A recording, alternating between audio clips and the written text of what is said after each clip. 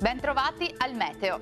Tempo via via più stabile e anche soleggiato sul nostro territorio, ma vediamo il dettaglio di giovedì 19 settembre.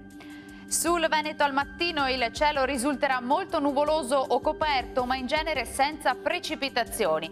Sarà più soleggiato invece a partire dal pomeriggio.